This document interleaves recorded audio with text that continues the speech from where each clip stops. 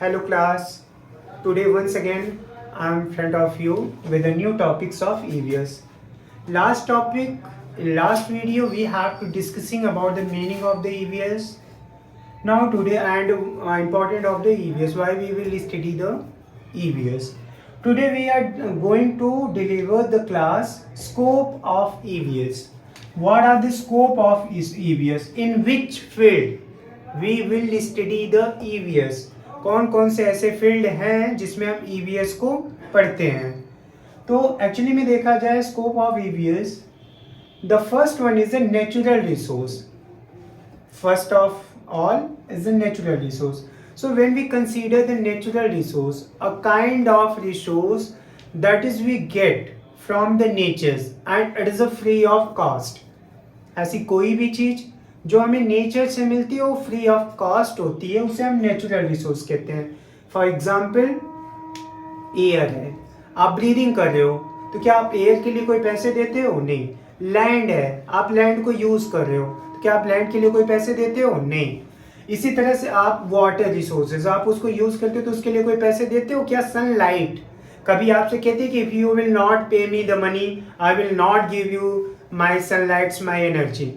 So these are the kind of things we will get the free of cost because of the natures. So ऐसी सारी चीज़ें जो natural resource के through हमें मिलती हैं उसको हम नेचुरल रिसोर्स कहते हैं. तो EVS का पहला पॉइंट ये होता है कि रिसोर्सेज क्या होते हैं, उसको हम कैसे यूटिलाइज करें, और सिर्फ यूटिलाइज करना तक ही नहीं लिमिटेड है, how we will control it, manage it. The second point is ecology. So when we talking about the word ecology, so in this section we will study about the habitats of animal and plants. मतलब ecology हमें animals और plants के habits के बारे में study कराता है. तो जब हमें इन किसी की हैबिट्स को जानना है तो सबसे पहले हमें EVS पढ़ना पड़ेगा. वो लिविंग बींग्स में कोई भी हो सकता है, प्लांट्स हो सकते हैं, एनिमल्स हो सकते हैं. Very common example, have you seen many times camel in only the deserts? Camel हमेशा deserts में क्यों पाए जाते हैं? Fish never live outside the waters. Why? Because of the natural habitat. तो ये जो उनकी इकोलॉजी यानी कि उनके रहने की आदत कि वो किस एटमॉस्फेयर में कैसे रहते हैं, ये चीज़ें हम जिसके थ्रू समझते हैं वो इकोलॉजी है. और ये भी स्कोप ऑफ द EVS है. EVS का एक पार्ट होता है जिसमें हम इकोलॉजी को पढ़ते हैं. अगर मूव ऑन करें, third point is biodiversity. So biodiversity is a very popular words. I think all of you have to know the meaning of biodiversity. When the different kinds of living beings, varieties of plants found in the single place, that is we call biodiversity. Biodiversity क्या होता है कि जब different kinds के plants, different kinds के animals किसी single path में, single place पे, सर्टेन पार्ट ऑफ एरिया में पाए जाते हैं, तो उस टाइप की चीज़ों को हम बायोडाइवर्सिटी में रखते हैं. अगर अगला पॉइंट देखा जाए तो environmental pollution and control, that is the big issue. That is the biggest problem of the human beings. Not only the human beings, even these the effect of the plants, animals, and others, a lot of things. So environmental pollution and control is also the part of the EVS. In that, in EVS we will study कि pollutions क्या है. There are different kind of pollutions. As we know that when unwanted substance found or mixed with the resources, when unwanted things mixed with the our useful things, that is we call the things is a polluted. Have you heard that sound pollution, water pollution? ये हमारे chapters में जब हम next unit में move on करेंगे, that time we will study in a discipline orders actually what is the meaning of pollutions, what are and how we can control the pollutions, because we know that pollution is a big problems in our daily life. तो हम इसको control कैसे करते, ये सारी चीज़ें भी कहीं ना कहीं स्कोप ऑफ EVS है. EVS का पार्ट होता है जिसके अंतर्गत हम ये सारी चीज़ें पढ़ते हैं. अगर अगला देखा जाए सोशल इशूज एंड डेवलपमेंट. अभी मैं आपको करेंट का एग्जांपल दूं. आई थिंक दिल्ली में from buildup of the metro stations, trains, they cut down the large number of trees. although the metro train is a very important for the developments, you know that, have you seen surrounded many times for the expanded of the roads, many plants trees are cut down because of the developments. ठीक है, तो development की वजह से जैसे आपका dam बनाया जा रहा है, तो जाहिर सी बात है जहाँ डैम बनाया जाएगा वहाँ बहुत सारी वाटर्स कलेक्ट होंगे, तो वाटर कलेक्ट होगा, डैम बनेगा, तो उस डैम से हम पाने वाली एनर्जी से बहुत सारी चीज़ें यूज़ करेंगे, तो इससे कहीं ना कहीं डेवलपमेंट्स तो होगा, बट डेवलपमेंट के साथ साथ सोशल इशू ये होगा कि जहाँ पे डैम बनेगा वहाँ पे बाकी जगह से वाटर कलेक्ट किए जाएंगे, तो बाकी जगह पे जो लैंड है, जो एरिया है, वो ड्राइनेस हो जाएगा, ड्रॉट हो जाएगा, वहाँ पे सूखा के चांसेस पड़ेंगे। साथ ही साथ जहाँ पे आपने डैम का फॉर्मेशन किया, डैम के फॉर्मेशन से क्या होगा, इन केस कभी डैम में क्रैक आता है, डैम टूटेगा, तो that is a big issue of flood, बहुत ज़्यादा उससे फ्लड आएगा, बाढ़ आएगा, तो कहीं ना कहीं ये सोशल इशू, ये आपके लैंड को भी डेजर्ट्स बनाता है। तो एक तरफ हमें डेवलपमेंट्स के लिए मेट्रो स्टेशन चाहिए, डेवलपमेंट्स के लिए हमें डैम चाहिए, अनदर साइड्स उसी डेवलपमेंट से हमारे बहुत सारे नुकसान होते हैं। जस्ट लाइक आप देखिए ना, हमें डेवलपमेंट्स के लिए, कंफर्ट लाइफ के लिए एसी चाहिए, बट हमें ये भी पता है कि उसी एसी से निकलने वाला सीएफसी गैस हमारे इन्वायरमेंट को सबसे ज़्यादा डिस्टर्ब कर रहा है, हमारा जो अल्ट्रावायलेट रे को प्रोटेक्ट करने वाला जो लेयर्स है उसको डैमेज कर रहा है। But another side we talking about the developments, हम डेवलपमेंट्स के नाम पे इन्वायरमेंट के साथ बहुत ज़्यादा एक तरीके से गलत कर रहे हैं, तो ये सारी चीज़ें भी स्कोप ऑफ ईवीएस में आता है। अगला ह्यूमन पॉपुलेशन एंड इन्वायरमेंट। अब आप देखिए, माल्थिस नाम के एक इकोनॉमिस्ट थे, सबसे पहले Malthus give the theory of the population. He told that the nature have a fixed plate and he will not serve any extra plate for the persons.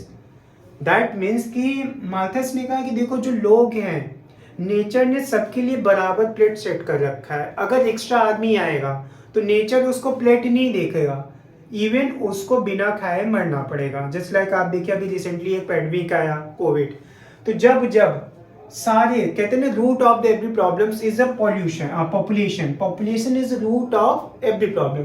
सारे प्रॉब्लम्स का जो रूट है वो हमारा पॉपुलेशन है, तो पॉपुलेशन को कैसे कंट्रोल किया जाए, पॉपुलेशन की स्टडी कैसे किया जाए, किस कंट्री में इंक्रीज हो रहा है, डिक्रीज हो रहा है, उनका प्रॉपर रेशियो कैसे मेंटेन किया जाए, या बर्थ रेट को या डेथ रेट को कैसे क्या कंसीडर करना है, ये सारी चीज़ों की study we will study in the scope of the EVS. So these are the points we have to consider. ये सारे वनली हेडिंग्स, मैंने यहाँ पे एक चीज़ लिखा है वनली हेडिंग्स, तो आपके एग्जाम में ये सिर्फ पॉइंट्स बनेंगे, हेडिंग्स बनेंगे। अगर क्वेश्चन पूछ लिया what is the scope of EVS, तो आप नेचुरल रिसोर्स एक पॉइंट बनाएंगे, बट आप इसको एक्सप्लेन करेंगे, it is a kind of resource that is provided by nature free of cost, these are called the natural resource. अब हम second बात करें तो ये जो इन्वायरमेंट है, इन्वायरमेंट्स के कंपोनेंट्स हैं, जो हमारा ईवीएस का कंपोनेंट्स है, ये एक दूसरे को इंटर रिलेशनशिप, ये हमेशा एक दूसरे पे इंटरडिपेंडेंट होते हैं। Components is the things in which we include the part of the different groups and we make a single unit, तो components कहलाता है। ठीक है, जो environments है, environments में ये कुछ compulsory components हैं, जिसमें पहला components आपका plants है, दूसरा आपका materials है, तीसरा human beings है, तो last one animals है। ये चार मेन कंपोनेंट्स हैं आपके इन्वायरमेंट्स के। आपका पूरा इन्वायरमेंट्स इन्हीं चार कंपोनेंट्स से मिलके बनता है, जिसमें प्लांट्स हैं, ह्यूमन बींग्स हैं, एनिमल्स हैं, मटेरियल्स हैं। If we talking about how they are connected to each others, first of all we should consider actually what are they. So first one is the plants. तो आपको पता है कि plants is the basic structures of every surviving things. तो plants क्या है, सबसे ज़्यादा जरूरी है हर एक चीज़ के लिए। प्लांट्स में क्या होता है, प्लांट्स ग्रो अप करते हैं, रिप्रोडक्शंस करते हैं, ये फीचर्स प्लांट्स में पाया जाता है, बट इनके पास सेंस बहुत हद तक डेवलप्ड नहीं होता, होता है जैसे आपके साइंटिस्ट हैं उन्होंने बताया कि होता है, बट बहुत डेवलप्ड नहीं होता। अगला बात करें मटेरियल्स। मटेरियल्स में आपके वाटर है, लैंड है, एट्सेट्रा। ओके, तो ये जो मटेरियल्स है ये भी कहीं ना कहीं हमारे इन्वायरमेंट का सबसे नेसेसरी कंपोनेंट्स है। लैंड होना चाहिए, वाटर्स होने चाहिए, तो ये सारे क्या है, मटेरियल्स है। मटेरियल के साथ एक प्रॉब्लम है, our materials are limited, they not grow up not decrease. Material fix है, जैसे हमारा अर्थ का साइज है, जैसे हम बात करें इस कमरे का, तो इस कमरे का एक फिक्स शेप है, फिक्स साइज है, ये अपनी मर्जी से इंक्रीज और डिक्रीज नहीं होगा, क्योंकि ये रिप्रोडक्शन नहीं कर सकता, ये ग्रोथ नहीं कर सकता, इसलिए मटेरियल्स क्या है, कांस्टेंट है। अगले ह्यूमन बींग्स, तो ये आप जानते हैं सबसे सेंसियर होता है आपका ह्यूमन बींग्स, ये ग्रो अप करता है, एक्सपेंड करता है, तमाम जो सिक्स सेंसर्स होते हैं इसके पास होते हैं। एनिमल भी इसका एक इम्पॉर्टेंट पार्ट्स हैं। अब हम बात करें कि कैसे ये एक दूसरे को इंटरडिपेंडेंट है। ये क्वेश्चंस कई बार आपके बीटेक में और बी फार्मा के सेकेंड ईयर में, बी फार्मा अगर आप सेकेंड ईयर में जाते हैं तो सेकेंड ईयर में जब आप इथिक्स पढ़ेंगे तो ये क्वेश्चन सबसे ज़्यादा पूछा जाता है कि व्हाट, ये ऑर्डर्स के फॉर्म में तब आते हैं, तब इनका नाम ऑर्डर हो जाता है। तो ये 4 ऑर्डर्स के नाम से फेमस हैं।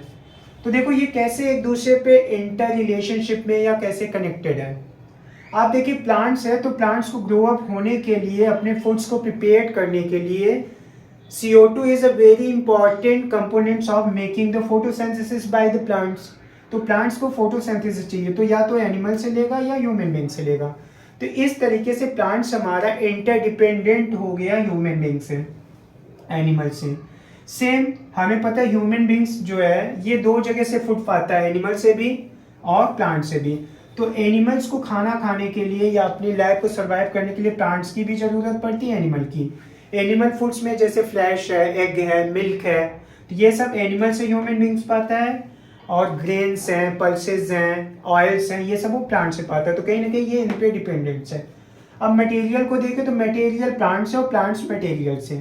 मटेरियल प्लांट्स पे कैसे डिपेंड है, तो देखिए अगर प्लांट्स नहीं होगा तो मान लीजिए रेनफॉल्स हो रहा है, रेनफॉल होगा तो आपकी लैंड अगर ओपन है तो सीधे रेन्स नीचे गिरेगा, बारिश होगी और आपका सॉइल इरोजन होकर कहीं दूर चला जाएगा। या सन की लाइट आ रही है, सन की लाइट सीधे लैंड पे पड़ेगी तो वहाँ का लैंड जल्दी से ड्राई होगा और डेजर्ट में कन्वर्ट हो जाएगा। तो इन दोनों केसेस में क्या हो रहा है, कहीं ना कहीं मटेरियल के ऊपर अगर आप प्लांटिंग करते हैं, वहाँ पे प्लांट्स आ गया, तो जब आपकी सनलाइट आएगी प्लांट्स पर तो सीधे लैंड पे नहीं आएगा, तो सूखने से बचाएगा, वहाँ डस्ट पार्टिकल्स नहीं निकलेंगे और उसको डेजर्ट्स होने से बचाएगा। तो मटेरियल किस पे डिपेंड हो गया, प्लांट्स पे। अब प्लांट्स को क्या चाहिए, वाटर्स चाहिए, मिनरल्स चाहिए, तो वो कहाँ से लेगा, मटेरियल से। उसके रूट क्या होंगे, लैंड के अंदर जाएंगे, लैंड से उसका रूट वाटर्स लेगा और भी तमाम न्यूट्रिएंट्स लेगा और अपने आप को फुलफिल, इवन उसको फिक्स होने के लिए, प्लांट को फिक्स होने के लिए भी मटेरियल्स की नीड होती है। तो इस तरीके से हम देखें, जैसे प्लांट्स अब एनिमल पे डिपेंडेंट है, एनिमल प्लांट्स पे डिपेंडेंट है। कई बार प्लांट्स अपने से रिप्रोडक्शन या जैसे एक होता है ना फ्लावर्स वगैरह होते हैं, पोलिनेशंस वगैरह का प्रोसेस कंप्लीट्स करने के लिए वो लोग किस पे डिपेंड हो जाते हैं, एनिमल्स पे। क्योंकि बहुत सारे एनिमल्स होते हैं, उनके सीड को एक जगह से दूसरी जगह ले जाते हैं, फिर वहाँ पे ग्रो अप करते हैं। तो जनरेशन वगैरह फॉरवर्ड करने के लिए आपको ये चीज़ों की ज़रूरत पड़ती है। अब देखा जाए तो इस तरीके से प्लांट्स मटेरियल पे, मटेरियल्स ह्यूमन बीइंग पे, ह्यूमन बीइंग प्लांट्स पे, एक दूसरे पे सभी कनेक्टेड है। आई होप गाइस कि आपको ये चीज़ें समझ में आई होंगी। अगर समझ में नहीं आई होंगी तो आप वीडियो को 1-2 बार और देखिएगा। अगला टॉपिक हम जल्दी लेके आएंगे EVS पे। Thank you.